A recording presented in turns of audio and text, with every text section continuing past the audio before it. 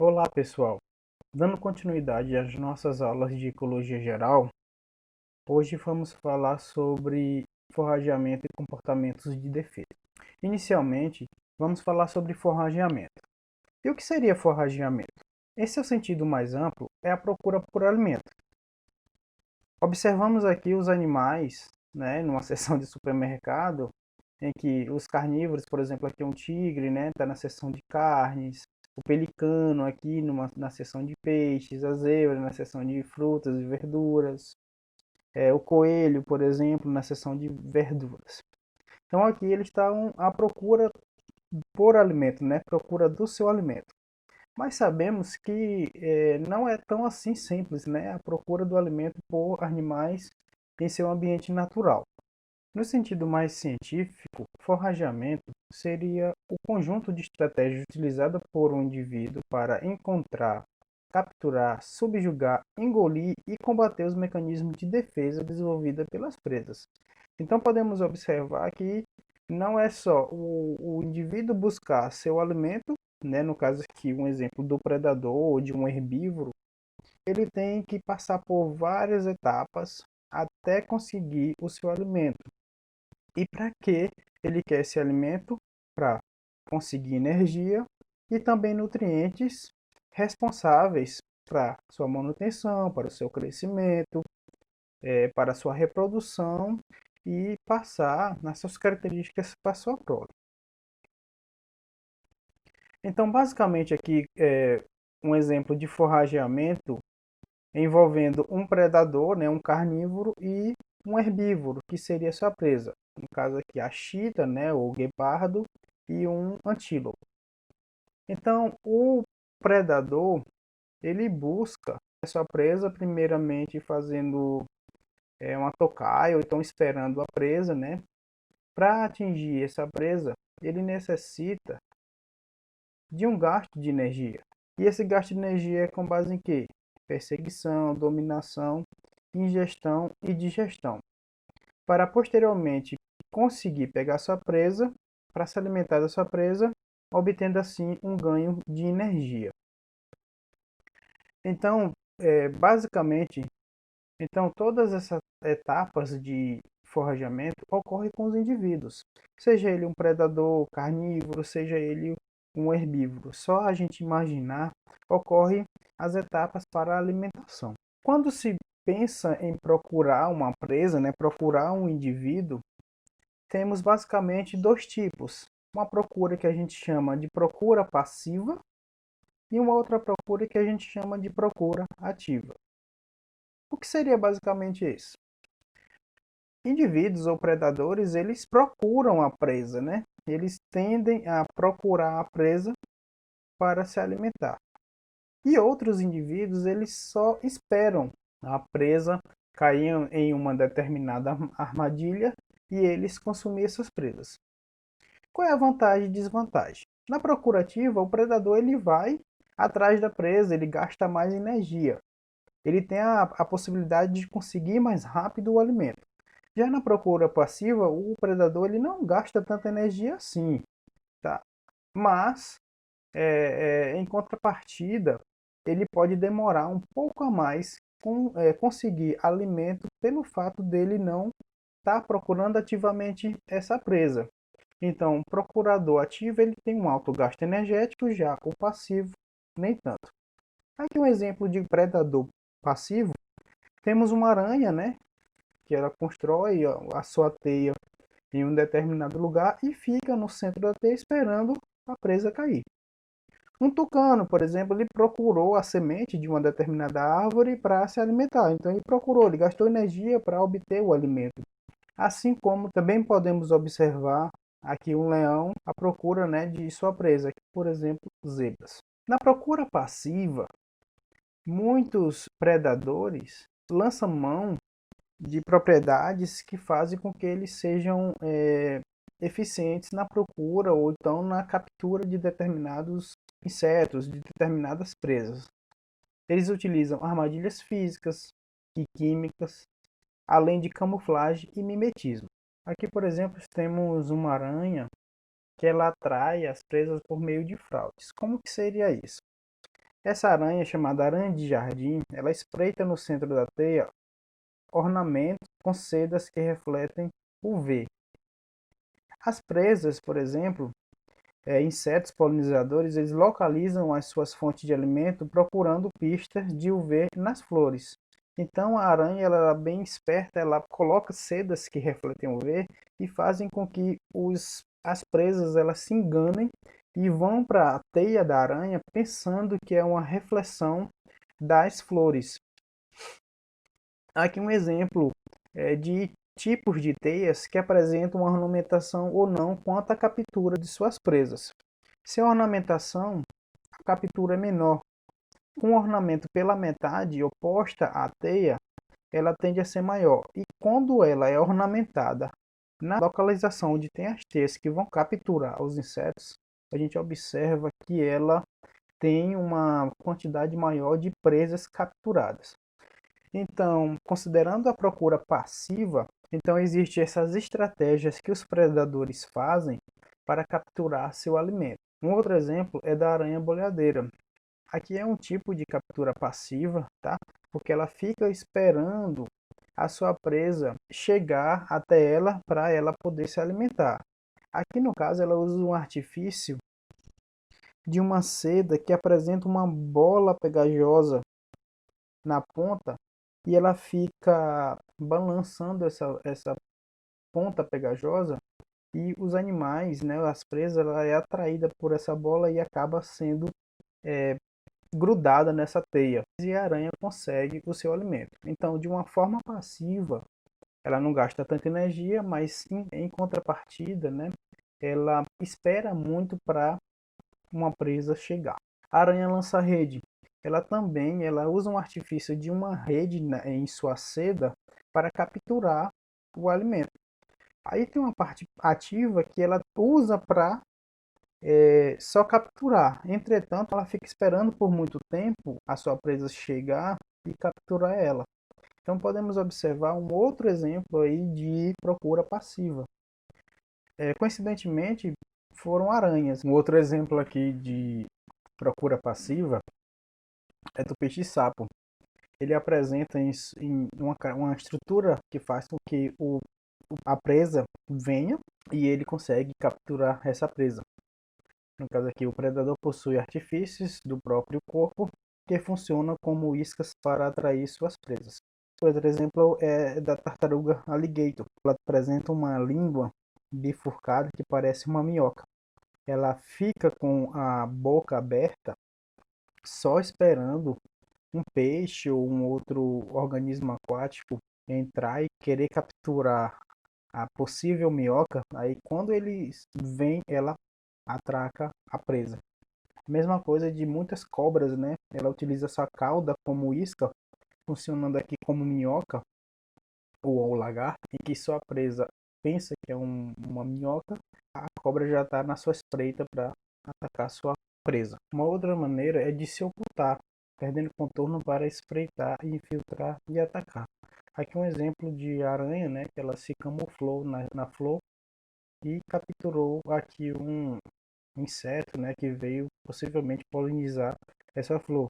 E uma outra é um louva-a-Deus que fica aqui na espreita, no final de uma planta, né, de um galho de uma planta, para ele poder capturar a sua presa quando ela aparecer. Com relação à procurativa, nós já sabemos, né, que o indivíduo ele vai buscar a sua presa, capturá-la. Então ele há um gasto de energia. Então há várias estratégias. Aqui só deu exemplo um tipo de captura passiva, porque são estratégias que os indivíduos utilizam para atrair ou não gastar tanta energia para capturar os indivíduos.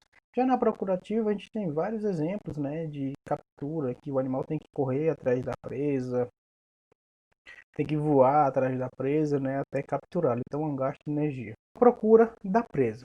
O que determina a seleção da presa durante a procura?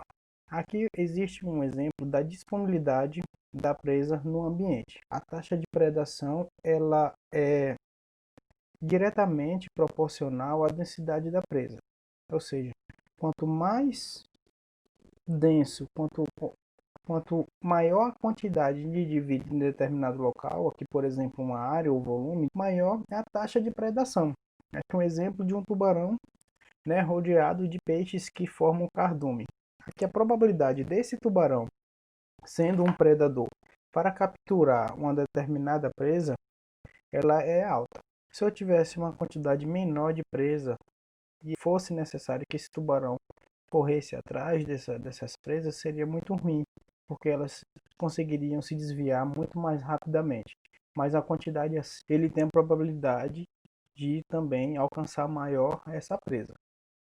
Futuramente eu vou falar sobre algumas confusões que as presas também fazem com relação ao despistar o predador. Mas aqui nesse caso é só com relação, quanto maior a presa, maior a densidade por metro quadrado ou metro cúbico, maior a probabilidade de o predador conseguir capturar essa presa. Então, em termos energéticos, ele terá um gasto menor de energia, considerando isso. Ainda sobre a procura da presa, temos também a capacidade do predador detectar a presa. Aqui um exemplo de duas situações, tá? Em que o predador ele consegue ver a presa e o outro não. Aqui seria o exemplo em que o predador ele não consegue ver a presa devido à sua camuflagem, presa sobre substrato críptico e outra presa sobre substrato conspícuo, tá? Uma presa, uma cor contrastante à da sua cor, né? Então, aqui fizeram um experimento em que quando o pássaro ele consegue observar a presa, né, ele bicava, né, um determinado instrumento e ele recebia uma recompensa por isso. Então, quando ele não via, né, quando a presa estava camuflada, então a probabilidade dele ver era muito pequena. Então tem essa questão, né, a capacidade do predador também detectar uma presa, porque não só o predador em si ele se camufla, mas a presa também, na maioria das vezes, muitas presas elas têm essa capacidade de se camuflar para enganar o predador e poder sobreviver. Existe uma relação, né, entre encontro e captura da presa.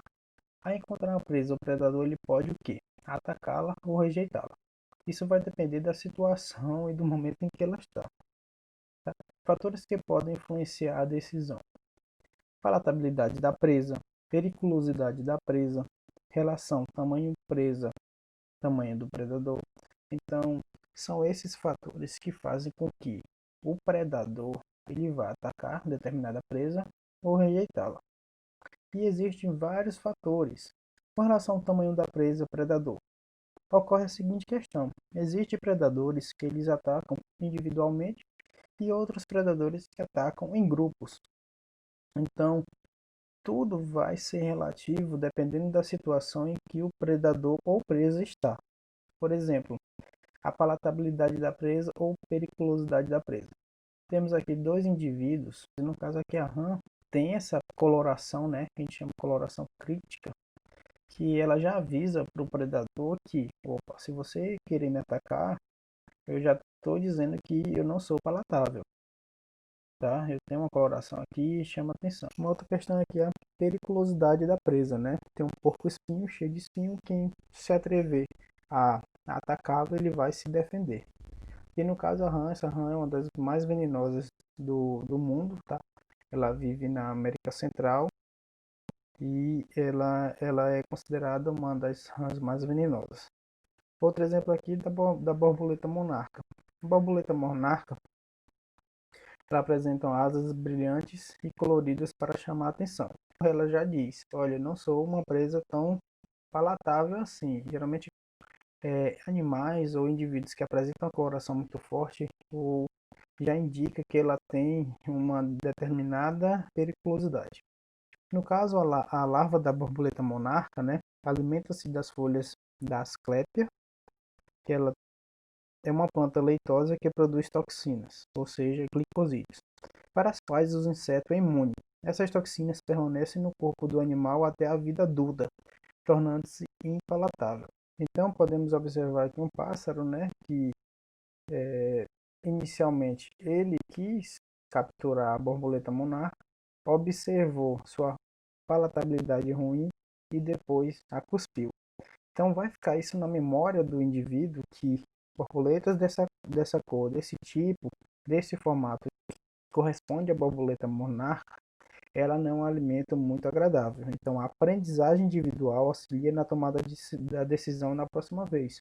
Ou seja, o indivíduo ele não vai atacar mais esse tipo de borboleta ou borboletas que apresentam essa cor. A gente vai ver mais na frente como que existem os tipos de defesa dos animais.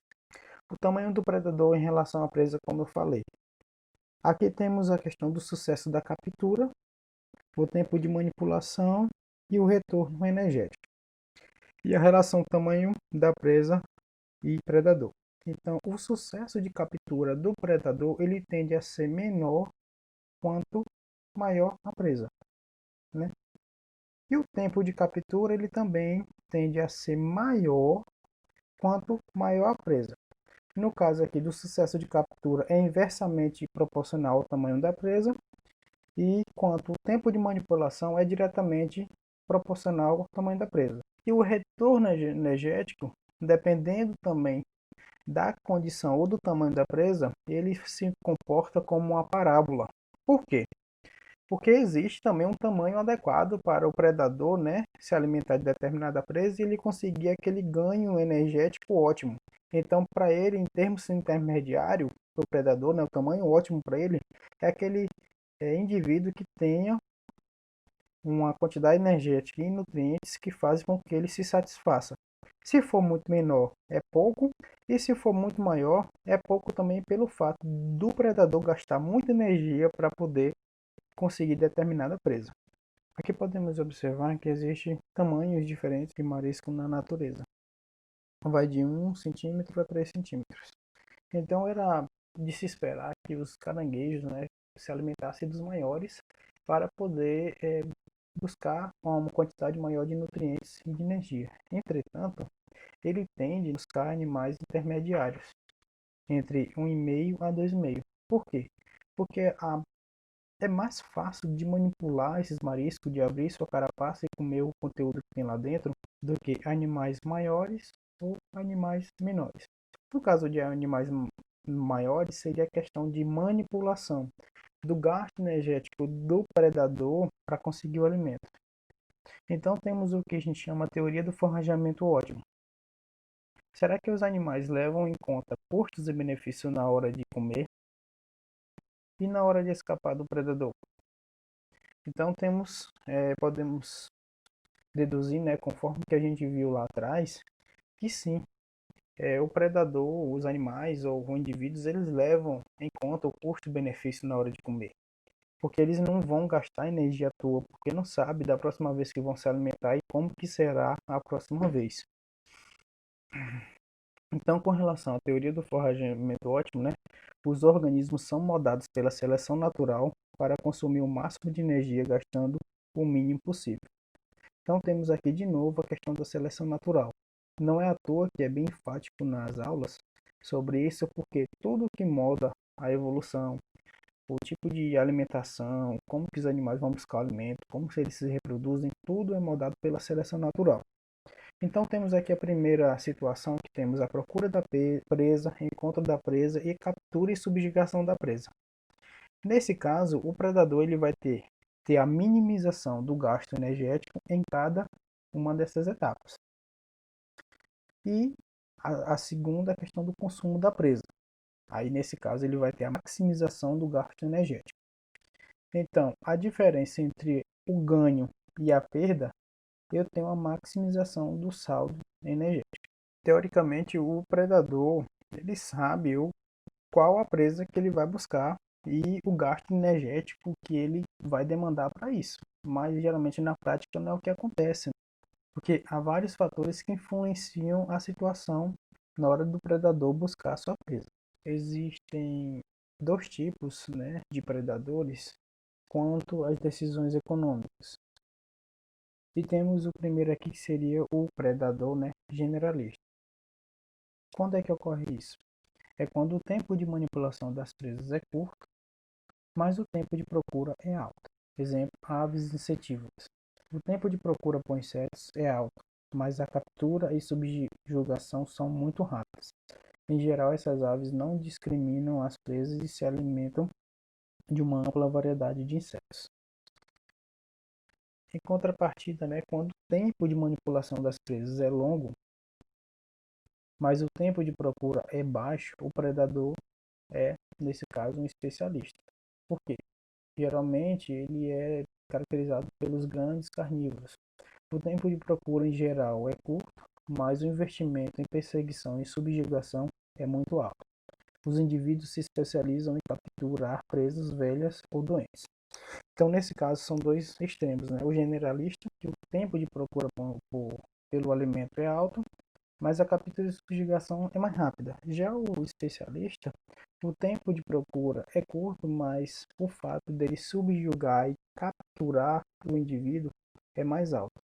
Então ele se torna aí mais especialista que o exemplo anterior, que é o generalista.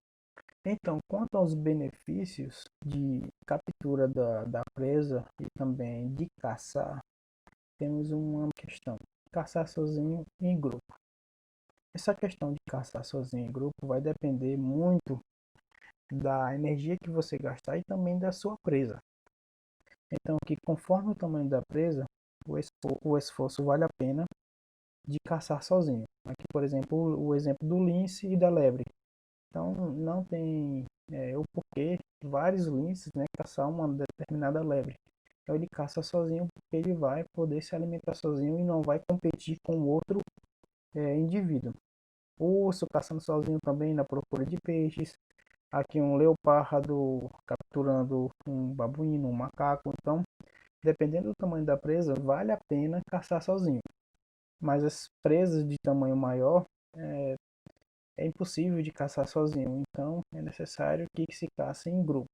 Então, o guepardo, por exemplo, ele pode caçar sozinho em grupo.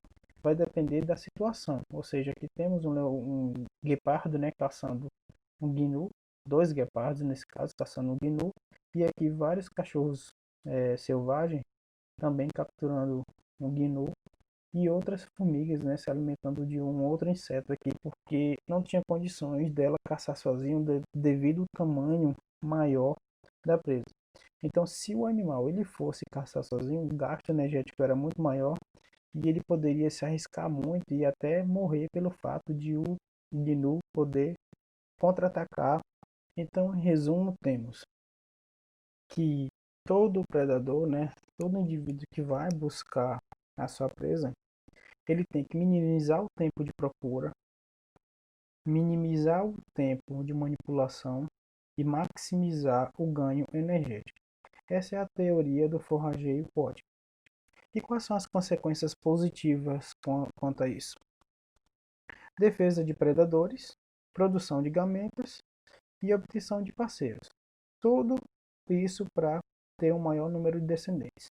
Porque, como eu falei lá na aula de história de vida, os indivíduos eles sempre vão buscar crescer, se alimentar, né, se reproduzir e gerar descendentes férteis. Então, para isso, ele tem que fazer um forrageamento ótimo para obter todos esses ganhos e poder, né, ter um maior número de descendentes e perpetuar a sua espécie. Antes eu falei sobre a questão do forrageamento e agora tem o que a gente entende por comportamento de defesa. Existem dois tipos de defesa, as que a gente chama de primárias e outras que a gente chama de secundárias. Tá? As defesas primárias são aquelas exibidas pela presa durante todo o tempo, independentemente da presença do predador. Então é uma defesa inata da presa, tá? Ela sempre vai exibir essa defesa. O predador pode simplesmente não detectar a presa ou falhar em reconhecê-la como um alvo comestível. A principal função é diminuir as chances de encontro ou ataque da presa por potenciais predadores. E temos também as defesas secundárias. São aquelas exibidas pela presa somente após o contato direto com o predador. A principal função é aumentar as chances de uma presa sobreviver a encontros com potenciais predadores. Então aqui eu vou falar basicamente dos tipos de defesa, tá? Que seriam as defesas primárias e as defesas secundárias que as presas têm ao entrar em contato com o predador ou não. Temos aqui um exemplo do ataque do predador. Dentre as defesas primárias e dentre as defesas secundárias, o que a presa tem que fazer? Primeiro, com relação às defesas primárias, tem um exemplo de viver intocado. Muitas presas, né, vivem intocadas para evitar o predador, tipo alguns javalis, coelhos e outros animais. Ficar camuflado é uma das defesas primárias. Selecionar bem o habitat, tá? Anunciar impalatabilidade, mimetizar presas tóxicas e ter guarda-costas. Sim, ter guarda-costas. Algumas presas, tá? Elas apresentam guarda-costas que impedem que o predador se alimente dela. Com relação às defesas secundárias, fingir de morto, ficar quieto, fugir, isso seria uma das defesas secundárias mais características, né? Fugir do predador, desviar o ataque, assustar o predador e também retalhar. A presa, quando ela se sente acuada, tem aquela situação, né, de fuga ou luta. Se ela não pode fugir, ela vai lutar com o predador até a sua possível fuga ou, infelizmente, sua captura. Então, um exemplo aqui de viver intocado. Como eu falei, né, alguns roedores, tipo coelho, ou outros animais, como aqui um exemplo, a topeira. Como a gente bem conhece, né, os suricatos na África, né, eles gostam de viver intocados. Além de viver intocados, vou falar mais na frente, os suricatos eles têm outras maneiras de defesa. Tá? Tatu, por exemplo, né, vive intocado. E essa forma de viver intocado não só para buscar alimento, mas também como uma defesa primária para um determinado predador. Um outro exemplo também bem marcante é a camuflagem. O que seria a camuflagem? É a semelhança, né, em termos de forma, cor, textura de um animal palatável com alguma parte do seu ambiente de modo que os predadores têm dificuldade de detectá-lo. Então aqui é um exemplo de camuflagem, né, não tão bem camuflado, um homem, né, para aqui possivelmente tirar fotos de algum animal que não possa detectá-lo. Então eu queria dar uma pausa aqui e perguntar para vocês: vocês estão vendo todos os animais camuflados aqui? Vocês estão vendo uma girafa, por exemplo? Estão vendo uma pomba ou um pássaro branco? Estão vendo uma aranha? Estão vendo uma rã? Estão vendo uma lagarta? Pois é, tem todos esses animais aqui. Aqui, por exemplo, aqui dá pra gente observar que tem um pombo, um pássaro branco aqui camuflado na neve. Um ortóptera, né, que a gente conhece como esperança, né, parecido aqui com um gafanhoto, camuflado aqui. Aqui uma coruja, quem imaginar que aqui teria uma coruja? Uma outra ave aqui camuflada, a gente conhece aqui como mãe da lua, a aranha aqui, ó. E também uma girafa camuflada aqui na vegetação seca, uma rã, uma lagarta. E aqui tipos de percevejo que simulam espinhos de uma determinada árvore. Todo esse exemplo aqui são exemplos de camuflagem. Fazem com que os animais, ou seja, os predadores, não consigam identificar as presas devido a elas estarem parecidas com o ambiente. Mas também existem as limitações à camuflagem. Para não serem detectadas, as presas camufladas devem permanecer paradas durante todo o dia. Nesse caso, a camuflagem conflita com outras atividades, tais como alimentação e busca de parceiros. Os indivíduos precisam escolher substratos apropriados que minimizem a camuflagem. Então, existe uma vantagem muito grande da camuflagem em impedir que os predadores eles predem determinada presa, né? Mas só que entre as desvantagens temos a questão da alimentação, porque eles vão ficar parados em um determinado tempo no lugar, e outra questão da busca de parceiros. Mas se um indivíduo ele tem essa capacidade de camuflar, o macho, por exemplo, a fêmea também, na maioria das vezes, também tem essa capacidade. Então a questão da reprodução, ela tende a se igualar ou se ajustar conforme o tempo passado, porque o animal ele não vai se camuflar pelo resto da vida. Então tem um momento em que ele vai procurar alimento e procurar determinados parceiros. Mas há vantagem e desvantagem, né, em todos os processos. Existe um tipo de defesa primária também que chama aposematismo. Tá? O que seria isso? Trata-se de espécies que exibem cores de advertência, cores vivas, marcantes para afastar seus possíveis predadores, que já a conhece pelo gosto desagradável ou pelos venenos que possui. Para o aposematismo ser vantajoso, o predador precisa provar algumas vezes e aprender a evitar no futuro indivíduos com aparência semelhante ou ter aversão inata ao sinal conspícuo. Aqui, por exemplo, existem vários tipos de presas, né, que também podem ser predadores, que apresentam cores, e essas cores indicam que eles são animais venenosos. Então existe aqui o tipo peixe escorpião, tá? Algumas pererecas, né, algumas rãs que têm essas cores bem fortes. Eles são indivíduos que apresentam venenos. Esse polvo aqui, por exemplo, australiano, ele é um dos animais mais venenosos do mundo. Então, todos esses indivíduos que apresentam coloração bem forte, eles indicam que apresentam algum veneno. Então, o predador que futuramente for querer predar eles, eles vão ter só uma chance. Depois eles não vão procurar mais essas presas devido elas apresentarem um gosto ruim ou serem bem venenosas. Aqui um exemplo, como eu falei anteriormente, é da borboleta monarca. Aquele predador que futuramente não sabia que a borboleta monarca era ruim, tinha um gosto não muito legal ou era venenosa, ele se alimenta a primeira vez, mas ele vai cuspir, né, rejeitar aquela borboleta pelo fato dela ter um gosto desagradável e apresentam a aversão. E no caso, ele vai aprender que tipo de borboleta que tem aquela determinada cor, aquela determinada característica, não vai se alimentar mais dela. E ele lá indica, você é quem sabe, eu tenho uma cor forte, então não se aproxime de mim que eu possa ter algum veneno ou então um gosto não muito legal. Temos outros tipos de defesa primária que a gente chama de mimetismo. Temos um mimetismo que a gente chama de mimetismo batesiano, que é definido como a semelhança entre uma espécie palatável e ou inofensiva, no caso um mímico, com uma espécie impalatável e ou ofensiva, no caso ela serviria de modelo, de modo que uma terceira espécie, o predador, é enganada pela similaridade e evita atacar o mímico. Exemplo seria da borboleta monarca e uma borboleta que a gente considera como falsa monarca.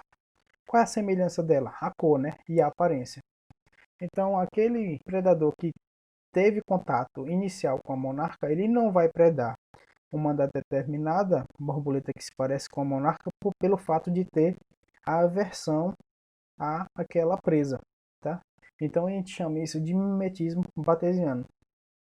Um outro exemplo seria de mimetismo batesiano seria da coral verdadeira e da falsa coral. Então, as falsas corais, eles têm o mimetismo batesiano, porque a coral verdadeira ela tem anéis de branco intercalados com pretos. Branco, preto, branco. Já a falsa coral é preto, branco e preto. Mas é quem que vai se arriscar, né, em saber se realmente isso é uma falsa coral ou não. Existem outros tipos de coral, mas aqui dando exemplo dessas duas espécies que são bem semelhantes. Existe outro mimetismo mülleriano, que é definido como a semelhança mútua entre duas ou mais espécies impalatáveis. Ou seja, nesse caso, as duas espécies são impalatáveis, mas elas se parecem, tendo como resultado a intensificação da resposta de recusa por predadores.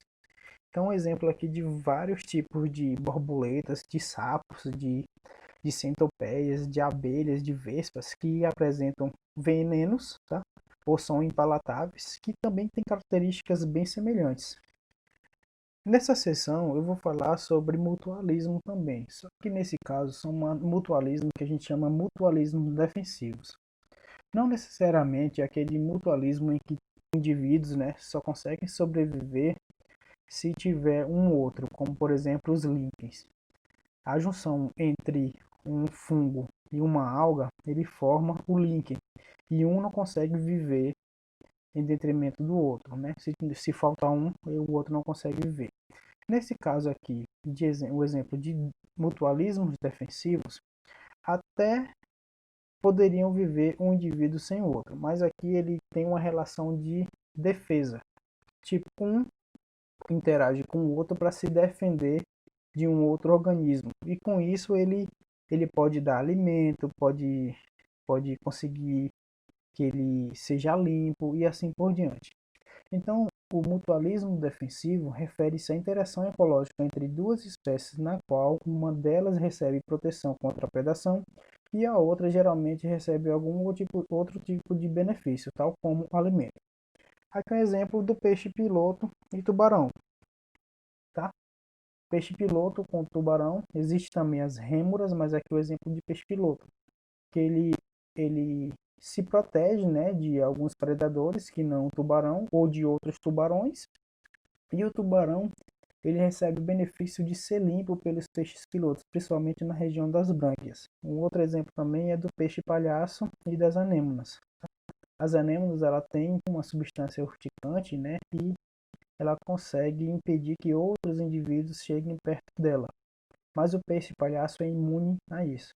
A anêmona ela vai oferecer proteção ao peixe palhaço e na alimentação o peixe palhaço ele pode fornecer alguns resíduos de alimento para a anêmona.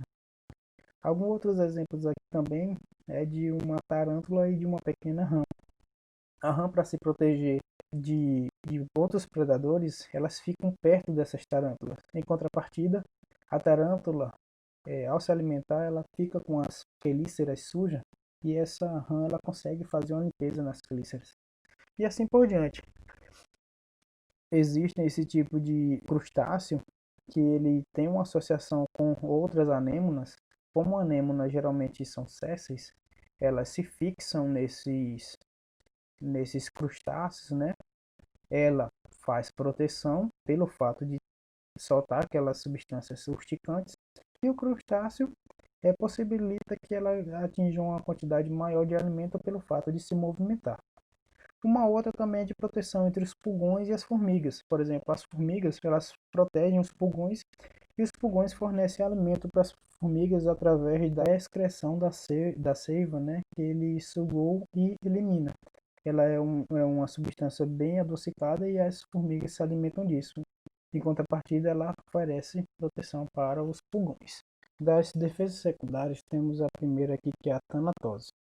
Alguns animais respondem ao ataque de um predador fingindo-se de mortos, um comportamento conhecido como tanatose, que vem do deus grego da morte, Thanatos. Então aqui um exemplo bem característico é dos gambás, tá? Assim que o gambá ele entra em contato com o predador e vê que não tem condições, ele se finge de morto. Não é só o gambá que finge disso. Alguns sapos, até cobras, né? Insetos também. Algumas aves também se fingem de mortos. Outros animais, geralmente quando eles são atacados, aí eles ficam parados. Porque não necessariamente seriam um predador para se alimentar dele, mas geralmente seria um ataque de algum outro indivíduo por território e eles ficam parados. Aí o indivíduo se desinteressa e vai embora. Então tendo sucesso de sobrevivência, porque eles vão fazer isso tudo para sobreviver. Outro tipo de defesa secundária é o que a gente chama de ficar quieto, né? Consiste em cessar a emissão de um sinal, geralmente acústico, né? Quando se percebe a aproximação de um predador. Aqui temos um exemplo, né, de um sapo, né, que possivelmente estava ecoando e parou quando um morcego ia predá-lo. Mas talvez para esse indivíduo aqui não tenha sido tão satisfatório. Mas temos um exemplo de grilos. Às vezes existem grilos na nossa casa que eles ficam cantando, assim que a gente se aproxima deles, eles param. Então eles cessam a emissão, né? Eles ficam quietos para evitar determinado predador. Então isso acontece com sapos, com grilos, aqueles indivíduos que emitem um determinado sinal acústico na hora do acasalamento, por exemplo. Um outro tipo de defesa seria a fuga, que corresponde à evasão da presa do local de encontro com um potencial predador. Então existem vários tipos de fugas, né?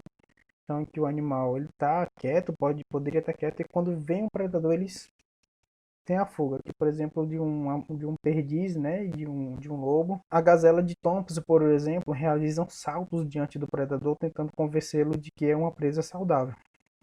Então elas tem essa capacidade muito grande de saltar, impedindo, né, que os predadores a ataquem pelo fato só de perceberem, né, que ela é saudável e ela consegue ir embora e saltar. Então a fuga é um dos tipos de defesas secundárias mais eficientes, né?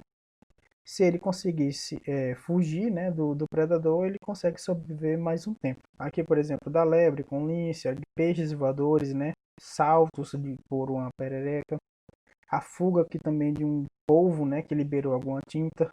Um exemplo também desse lagarto que eles conseguem, né, até andar na água para poder fugir do seu predador. Um outro tipo de defesa secundária também é o que a gente conhece como desvio de ataque, que compreende uma série de comportamentos que induzem o predador a atacar em uma parte do corpo da presa que não a leve à morte. Um tipo de desvio de ataque a gente tem como, por exemplo, autotomia de apêndice. O que seria essa autotomia? Determinado apêndice ou parte do corpo do animal que se solta ou que é desprendida ou que é facilmente desprendida para que ela consiga sobreviver. Então aquele predador ela só fica com a parte do seu apêndice. Um exemplo bem característico é de lagartixas, né? Que elas soltam a sua cauda para poder sobreviver. Essa cauda posteriormente ela volta a crescer novamente. Algumas estrelas do mar também perdem os apêndices, né, dos seus braços aqui. Aranhas também é o que a gente chama de autotomia. Os animais eles tendem a perder uma parte do seu corpo para poder sobreviver, e isso não vai levar ele à morte. Existe o que a gente chama também de comportamento deimático. É a tentativa de assustar ou intimidar um potencial predador durante um ataque. O comportamento deimático ele pode ser muito confundido com o que a gente chama de mimetismo também, tá? Mas ele é melhor empregado aqui como comportamento deimático porque não necessariamente ele é um mimetismo, mas muitos comportamentos deimáticos ele imitam característica do predador. Aqui, por exemplo, geralmente o comportamento deimático, a presa ela tende a ficar maior ou tentar aparecer maior para impedir que seja predada. Aqui, por exemplo, a aranha armadeira, né? Ela levanta suas patas para poder aparentar ser maior e um tom de ameaçador. Aqui o baiacu ele se incha para impedir que os predadores possam comê-lo. Ele apresenta um espinhos, tá? O louva-a-Deus ele se arma todo. E também tem outro tipo de comportamento deimático que é de aparentar-se ser igual à presa. Ou o predador do predador que consome essa presa. Por exemplo, a lagarta, ela é predada geralmente por pássaros, mas ela assume uma característica, ela é bem parecida com uma cobra, que é o predador de pássaros. A mesma coisa do sapo. Ela aqui tem um comportamento deimático, né, que aparenta ser dois olhos de uma coruja e que impedem, né, que cobras se alimentam dele pelo fato de cobras serem também presas de corujas. Então, muitos indivíduos eles têm essa característica de se parecer com o predador do seu predador.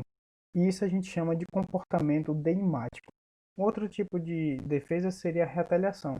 Quando a presa se sente ameaçada, ou ela corre ou ela vai brigar. Então, diante do ataque de um predador, alguns animais exibem comportamentos agressivos que visam injuriar o predador e deter o ataque.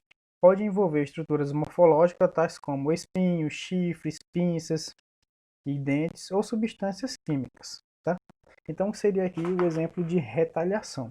Então aqui um exemplo bem característico é de búfalos e leões. Os búfalos eles são presas, mas também são animais muito agressivos.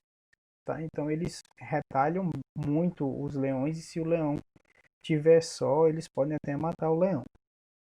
Outro exemplo aqui é do porco-espinho, do leopardo, né? E também o que o cachorro ele foi brincar com o porco-espinho, só que se deu mal. Então esse é um tipo de retaliação em que a presa ela ataca o predador para poder sobreviver. Aqui um exemplo bem característico, né, do leão sendo atacado pelos búfalos, então não deu para ele, né, deu ruim. Um outro tipo também é de emissão de substâncias químicas ou substâncias que não têm um cheiro muito agradável. Por exemplo, aqui o gambá, né, que ele consegue emitir, né, um forte odor fedorento. O albatroz ou aves, né, marinhas que eles vomitam no seu predador, porque esse vômito é bem fedorento, então eles conseguem impedir o ataque. Aqui existe o lagarto de chifres, que ele lança sangue pelo olho para impedir que o predador o ataque e ele consiga fugir rapidamente. Esse sangue ele também não tem um cheiro muito agradável. Um outro exemplo bem interessante aqui é desse besouro que a gente chama besouro bombardeiro. Dentro do abdômen dele existem duas câmeras que têm líquidos. Quando esses líquidos eles se encontram, eles formam-se uma substância cáustica e explosiva. E quando ele é ameaçado, esse besouro ele lança essa substância impedindo que o predador o ataque. Então tem retaliação, né, por substâncias químicas também. Com relação às defesas secundárias, temos as vantagens defensivas de vida em grupo. Como eu falei anteriormente para vocês, os siricatos eles vivem, né, intocados, mas quando eles estão fora, eles vivem em alerta. Então eles apresentam uma vigilância muito grande e também vocalização. Assim que eles observam algum predador aéreo, por exemplo, uma águia, um abutre, eles ficam em vigilância, né? Enquanto alguns estão procurando alimento e uns ficam em vigilância e quando vem o predador eles vocalizam e todos correm para a sua toca. Um outro exemplo de defesa secundária é o que a gente chama de efeito de diluição. Eu dei esse exemplo anteriormente com relação ao favorecimento do predador, ou seja, quanto uma quantidade maior de indivíduos tem numa determinada área ou volume, melhor é para o predador. Mas em termos de sobrevivência da presa também é bem satisfatório, porque tem o que a gente chama de efeito diluição, ou seja, se estiver sozinho, ele poderia ser uma presa mais fácil do que em grupo. Um outro exemplo satisfatório de viver em grupo seria a formação defensiva. Aqui um exemplo em que os bisões eles formam um tipo de barreira para defender os mais frágeis. E também um exemplo aqui das baleias, né, um exemplo de baleia cachalote, que elas vivem em bando para proteger a cria. E essa proteção basicamente é para outros tipos de predadores que são as orcas. As orcas elas se alimentam também de baleias ou filhotes de baleias e elas procuram em bando, mas as baleias também elas vivem em bando e protegem os seus filhotes contra essas baleias assassinas. Outro exemplo aqui de tipo de defesa secundária e as vantagens de viver em bando é o efeito de confusão. Tanto as zebras como esses tipos de peixes aqui, eles têm características, né, dessas linhas que fazem a confusão do predador. O predador não sabe onde é a cabeça, não sabe quem é quem, então há esse efeito de confusão do predador. Então, basicamente é isso que eu queria mostrar para vocês sobre o forrageamento e os comportamentos de defesa dos animais.